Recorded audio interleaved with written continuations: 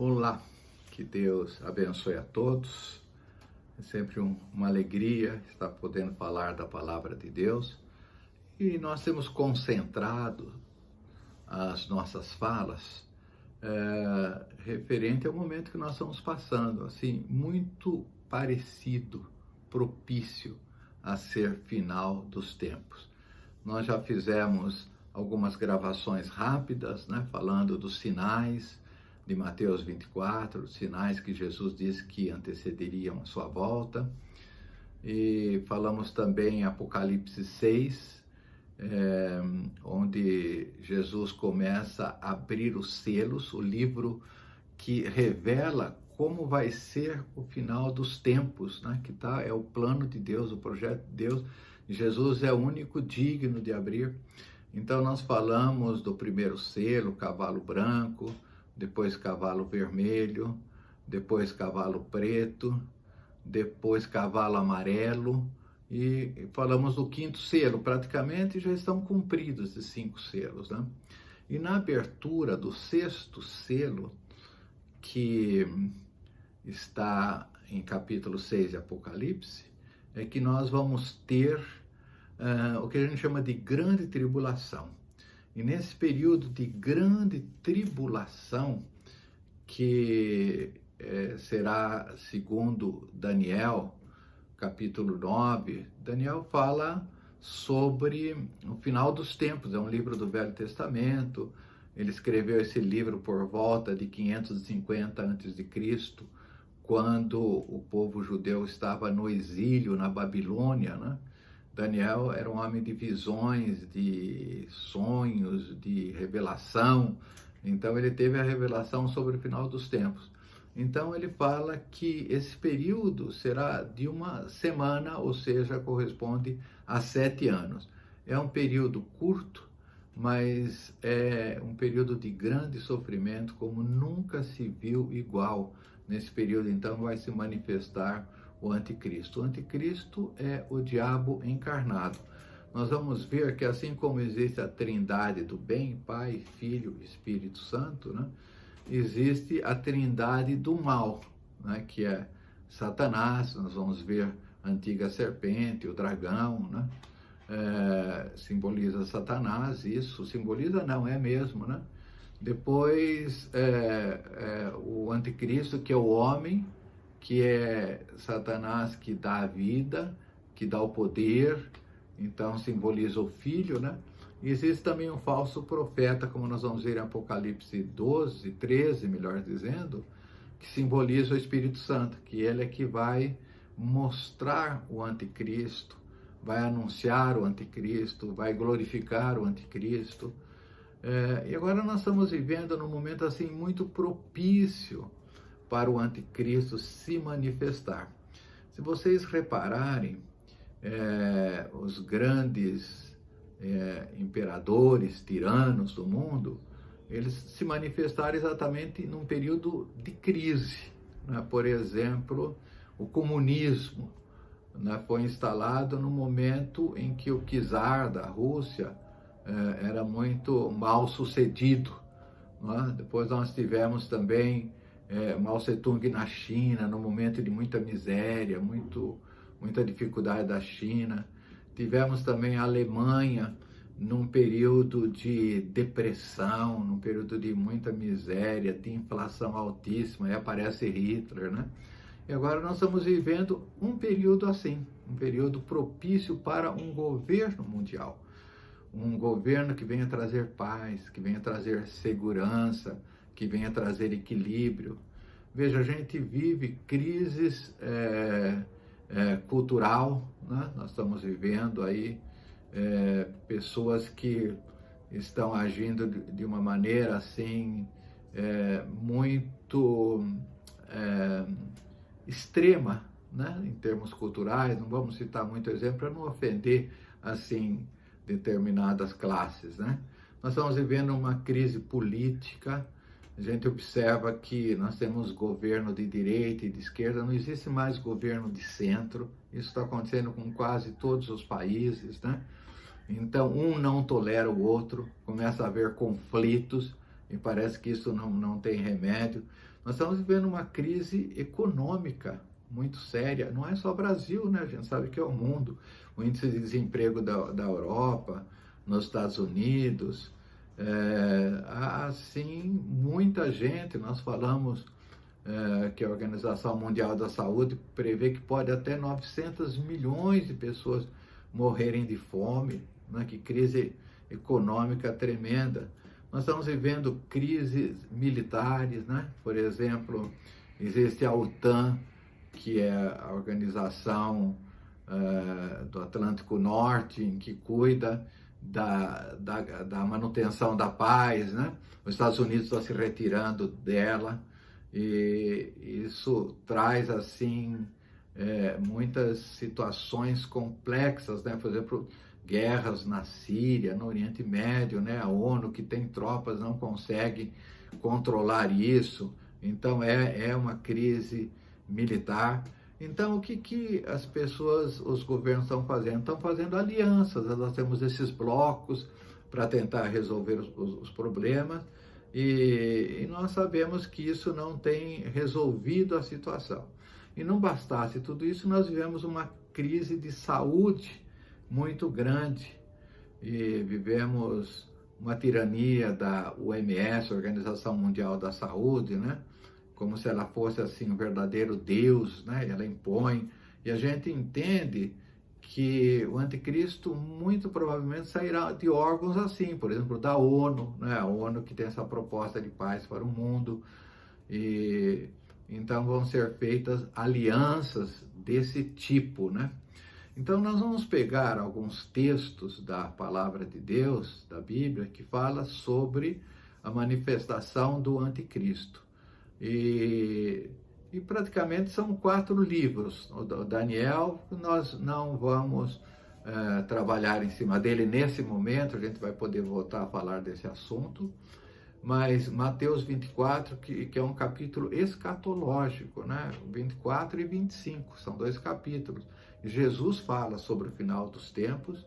Depois, o apóstolo Paulo também fala da segunda carta aos Tessalonicenses. Nós vamos ver textos assim fortes.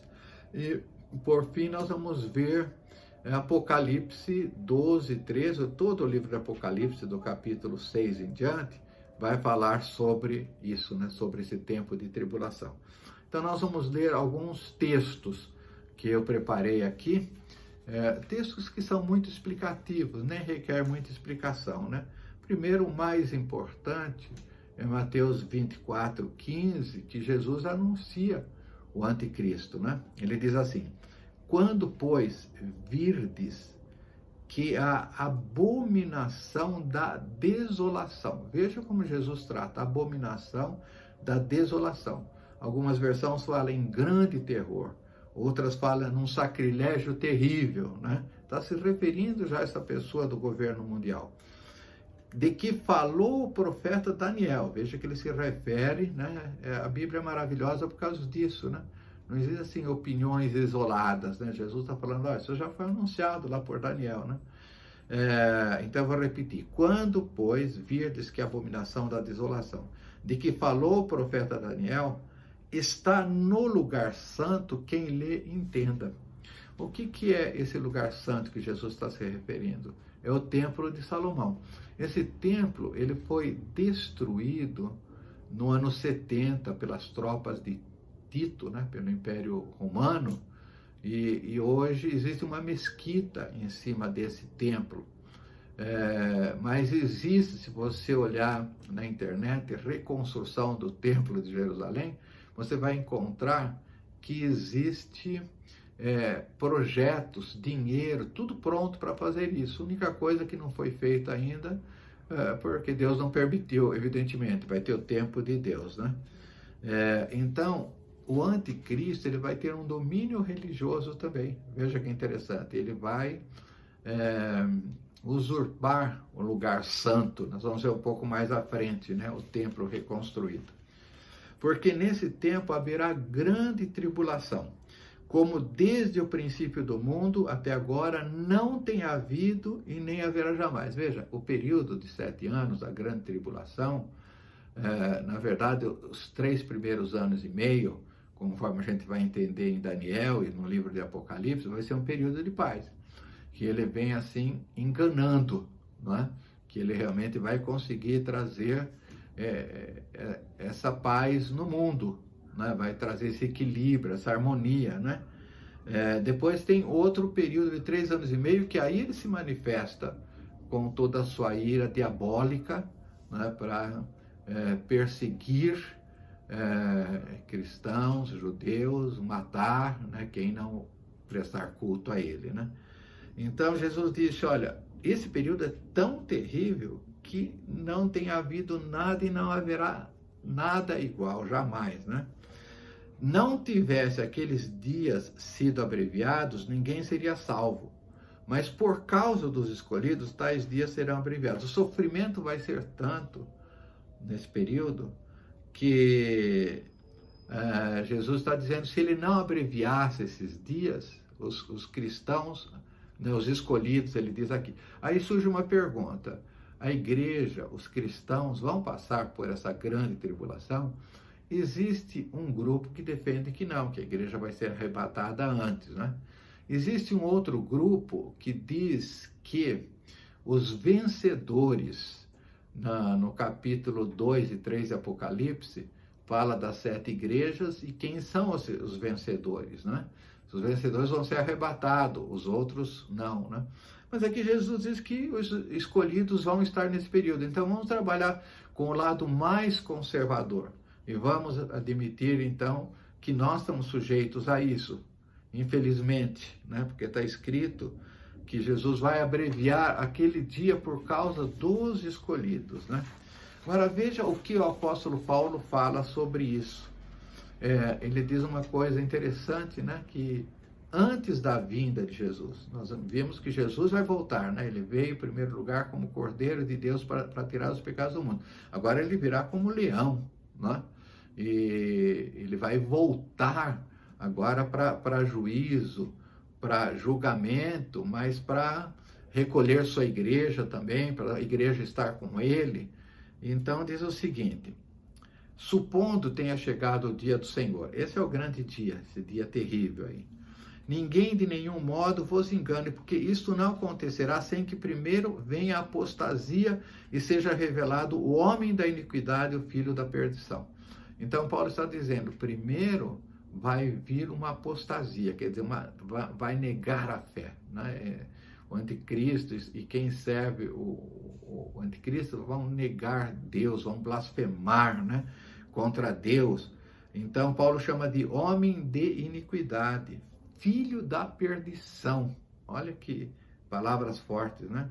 O qual se opõe e se levanta contra tudo que se chama Deus, ou é objeto de culto, ao ponto de assentar-se no santuário de Deus, ostentando-se como se fosse o próprio Deus.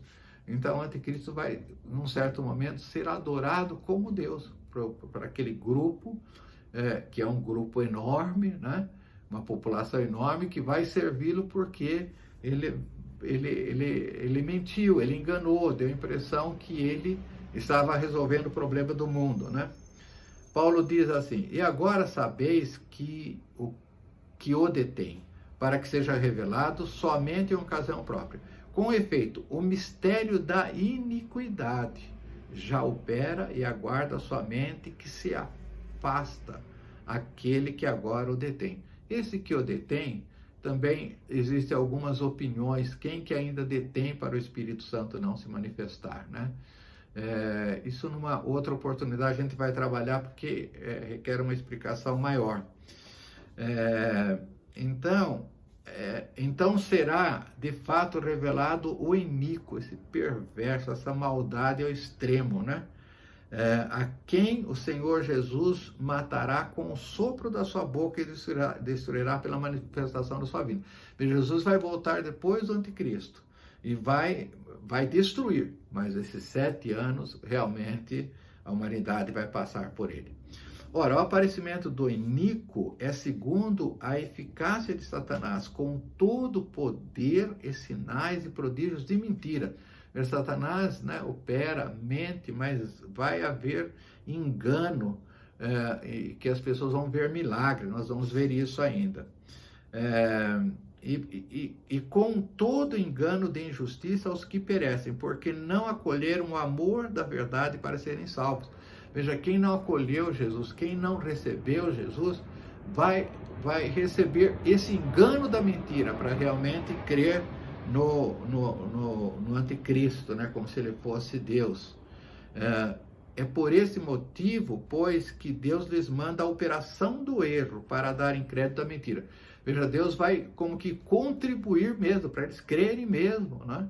Para entrar na operação do erro, né? Porque as pessoas que vão servir o anticristo negaram Jesus, não acolheram a verdade, a fim de serem julgados todos quantos não deram crédito à verdade, antes, pelo contrário, deleitaram-se com a injustiça. Veja como é importante nesse momento a gente olhar para Jesus. Ele disse: eu sou o caminho, a verdade e a vida. Ninguém vem ao Pai senão por mim. A gente não dar crédito para isso, não aceitar, não servir Jesus, nós estamos sujeitos, né, quem está nessa situação, a entrar nessa mentira. E por fim, o capítulo mais importante, que fala sobre a trindade do mal, é o capítulo 13 de Apocalipse, né? Já no capítulo 12, João, que escreve o livro Apocalipse, ele diz no verso 9, e foi expulso o grande dragão, a antiga serpente, que se chama Diabo e Satanás, o sedutor de todo mundo. Sim, foi atirado para a terra, e com ele os seus anjos. Então, nesse momento, Satanás, assim, com toda a sua ira, na forma de um grande dragão, veja o que João narra no capítulo 13. Vi emergir do mar uma besta que tinha 10 chifres e 7 cabeças, e sobre os chifres 10 diademas, e sobre as cabeças nomes de blasfêmia. A besta que vi era semelhante ao leopardo, com pés como de urso, boca como de leão. E deu-lhe o dragão o seu poder, o seu trono e grande autoridade. Então veja, o dragão é Satanás, né? Jesus disse: a mim foi dado todo o poder nos céus e na terra. Então veja que ele é um imitador, né? Então ele quer fazer como Deus. Então ele quer dar para o filho dele, que é o anticristo, o filho da perdição, né? Toda a autoridade, todo o poder, né? Então vi uma de suas cabeças como golpeada de morte, mas essa ferida mortal foi curada, e toda a terra se maravilhou segundo a besta. Aqui o que se pressupõe que nos 3 anos e meio iniciais, ele vai fazer um grande governo, né? Vai mostrar que é possível ter a paz, tudo falso, né? Mas a gente sabe que vai. E existe assim uma teoria de que ele vai ser morto, mas ele vai ser ressuscitado, quer dizer, para os 3 anos e meio seguintes, e todo mundo vai ver isso. Por que o mundo todo vai ver? Por causa dos satélites, tecnologia, tudo isso é muito importante nesse sentido, né? Então, se você continuar lendo, aqui vai descrevendo o que o anticristo vai fazer no capítulo 13 até o verso 11. No verso 11 vai aparecer o falso profeta. Olha que interessante. Vi uma outra besta emergir da terra. Então, a primeira besta, que é o anticristo, sai do mar. A ideia de besta é uma ideia figurada, né? De um animal muito feroz. O leão, por exemplo, né? Pode ser chamado de besta, que destrói, que mata, né? Que tem poder, que tem força, né? Agora, vi uma outra besta emergir da terra. Alguns dizem que pode ser de Israel, né? Essa besta, nós não sabemos. Ela possui 2 chifres parecendo cordeiro, mas falava como dragão. Veja a mentira, né? Como cordeiro de Deus. Exerce toda a autoridade da primeira besta na sua presença. Faz com que a terra e seus habitantes adorem a primeira besta, cuja ferida mortal fora curada. Também opera grandes sinais, de maneira que até fogo do céu faz descer a terra e diante dos homens. Então ela vai operar, essa besta vai operar grandes sinais e maravilhas, né? E as pessoas vão ser enganadas. E ela vai criar um sistema que todos os pequenos, grandes, os ricos e pobres, e os livres e os escravos, faz tem uma marca na mão direita e uma marca na fronte e não pode comprar nem vender. Então, quem não tiver essa marca não pode comprar nem vender. A marca na fronte significa você fazer a vontade do anticristo, né? Entrar na ideologia dele.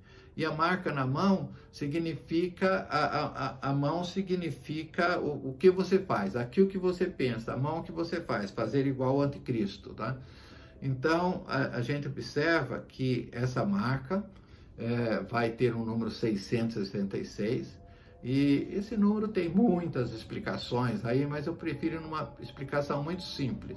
O 6 é o sexto dia em que Deus criou o homem, né? Então, esse é o número do homem, o texto diz que é o número do homem. E também, o 6, 3 vezes 6 significa a trindade do mal, né? O pai da mentira, que é Satanás, o anticristo, que é o filho, o falso profeta, que tenta fazer como o Espírito Santo faz, mostrar o anticristo, e quem não adorar o anticristo vai ser morto. E nós sabemos que isso é possível hoje, em função da tecnologia da comunicação. Ele vai conseguir ver todo mundo, quem está adorando, quem não está adorando. Então, o que nós temos que fazer em tudo isso? Nós temos que estar atentos a Jesus. Temos que estar adorando Jesus, firme com Jesus. Nós precisamos estar orando, lendo a palavra e, acima de tudo, queridos, nós precisamos estar unidos, congregando, com igreja, com irmãos, para nós passarmos esse tempo. Se nós formos passar esse tempo, nós precisamos de ajuda um do outro, da bênção um do outro, né? Como é importante a gente ter a vida de igreja, grupos se relacionando. Em nome de Jesus, eu te abençoo para que a tua vida seja isso. Paz de Cristo.